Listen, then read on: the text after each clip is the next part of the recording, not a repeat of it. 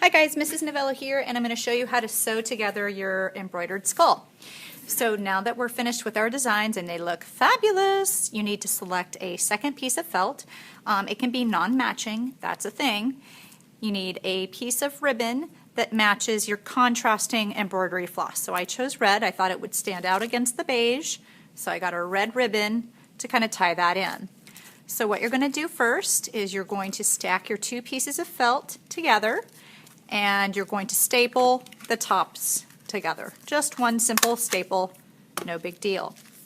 Now I'm going to mark with a Sharpie where you're going to begin and end your running stitch. I'm going to begin here.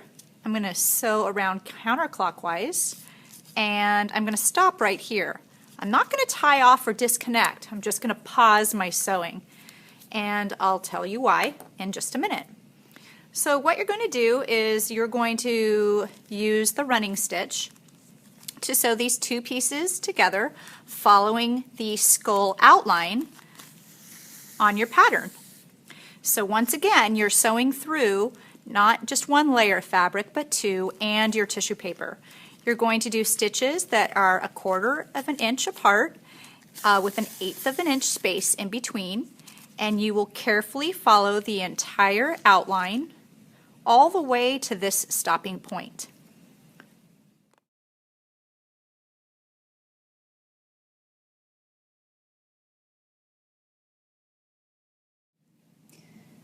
Okay, now that I've stitched everything together, that's when I need to leave my needle up front. I'm not tying it off or anything like that.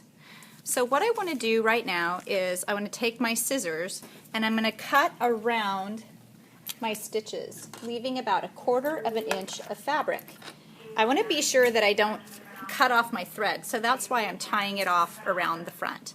So just going to take scissors. I'm not cutting too close to the stitches, but I want a consistent 1/4 inch all the way around, even the top. And remember, we haven't sewn the top shut. We stopped at both the Sharpie points. Okay, so once we cut that off, then we're going to use this felt that we just cut off as the stuffing. And I may want to cut it into little smaller pieces so that it stuffs a little bit easier, but this is going to be the stuffing, right? So you may need a pencil, but you will separate these and you'll just stuff the stuffing in. You don't want it too full, otherwise it's going to be tricky to sew shut. You can just use your finger to stuff that in.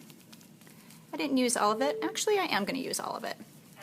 And then what we're going to do, make sure all that's tucked in, is you're going to take your ribbon, you're going to fold it in half in a loop like this, and then you're going to insert that loop about 1 inch in.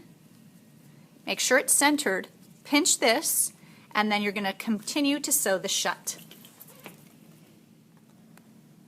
Great, and now that I'm done sewing it, I can just tie a knot in the back, cut my thread loose, and then it's time to remove the tissue paper from the front. You'll start off by tearing it, and then once you get to the tissue paper that's underneath your designs, you're going to use your needle to push out the tissue paper from underneath the thread that's stuck. So if you have a little piece that's stuck like this, you can just use your needle to push it out. And then you're done.